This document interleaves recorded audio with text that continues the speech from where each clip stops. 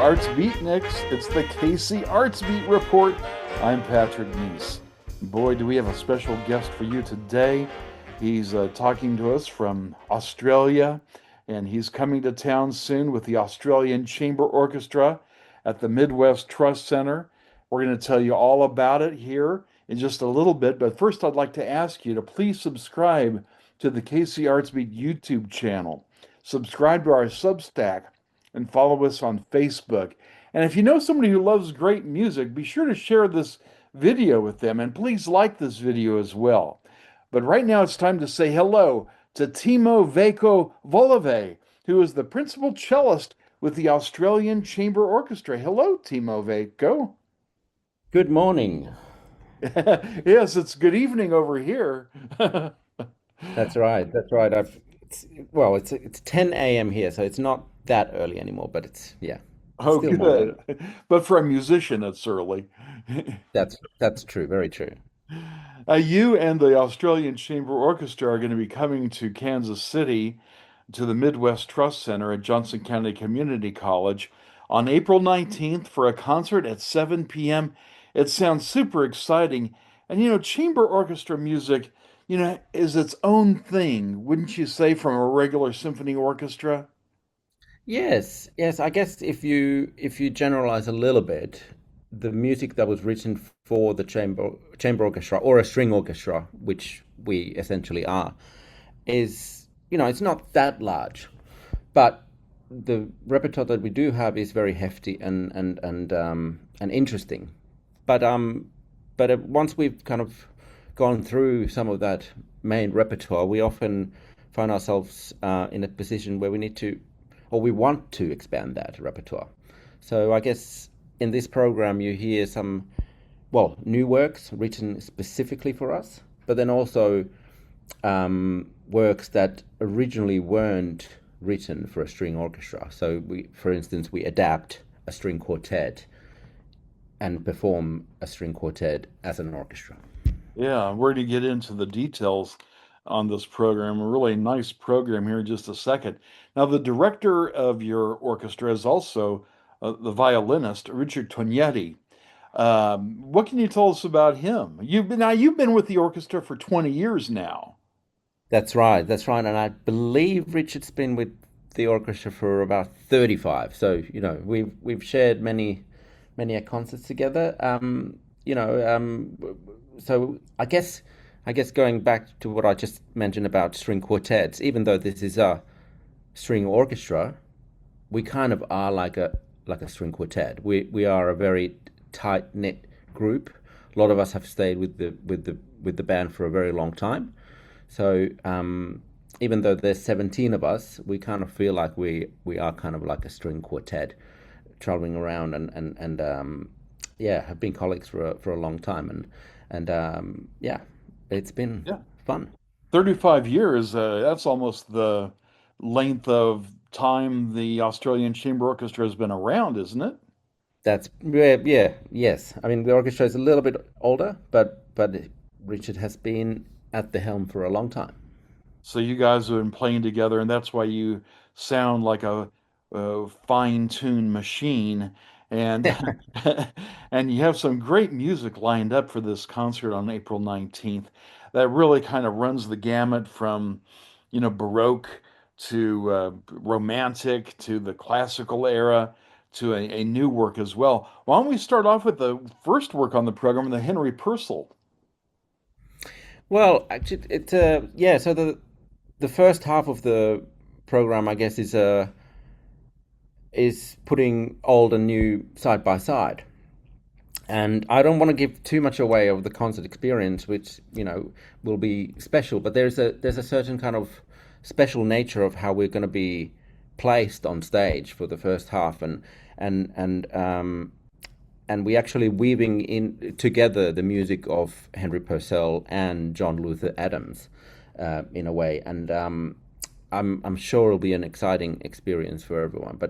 But yeah, we're kind of putting this old world and the current world in conversation with each other, which I find very interesting as a performer to listen to the old and then rapidly jump into the very new and fresh, and it it makes both sound different somehow. And yeah, because after the Purcell, and talk about new, it's an actual U.S. premiere. That's correct.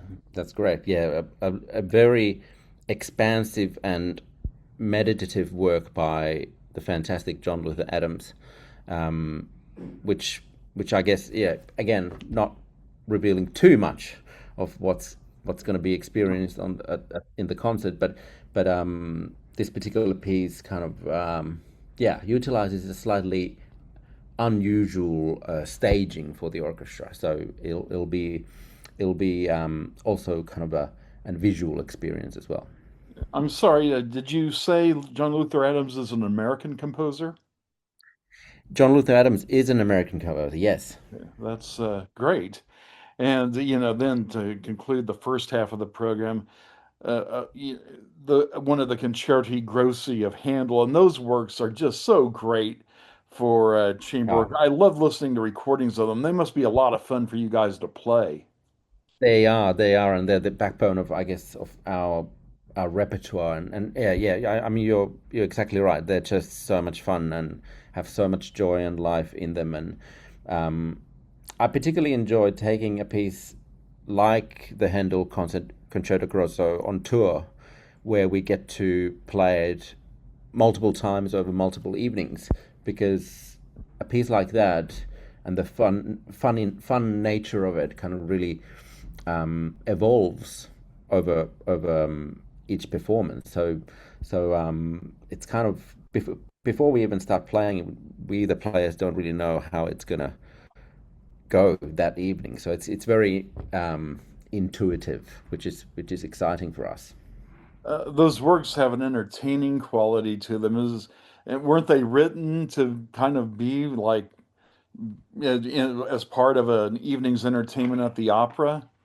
I guess that's right. Yeah, yeah, definitely, very much. And yeah, I like that sort of very sunny and sparkly nature to them. So it's a very uplifting ending to the first half, I think. I think we're gonna the work by John Luther Adams before that will be, like I said, quite meditative Uh-huh. and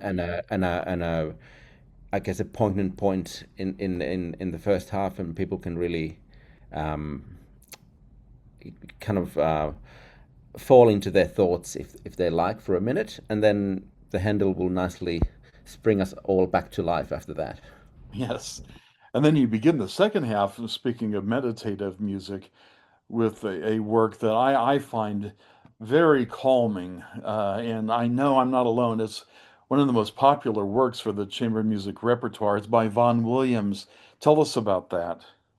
Oh, look, a fantastic, I guess, vehicle to feature our artistic director, Richard Tognetti. The Lark Ascending. It's a beautiful violin solo that is one of his, I guess, staple pieces. So it made a lot of sense for us to include that in the program. Um, yes, I think it echoes, I guess, those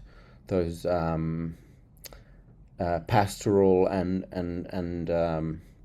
perhaps not so much meditative, but calming sides of music that some of the first half explores as well. So it's again just a moment of beauty.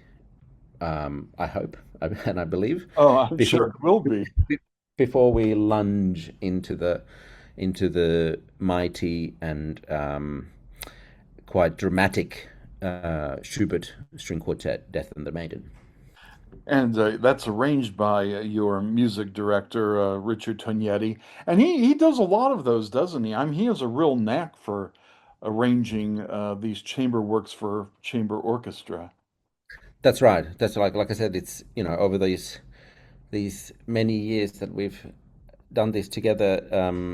It's a it's an I guess a thing that happens each year, that something gets created that way, and we add to the repertoire.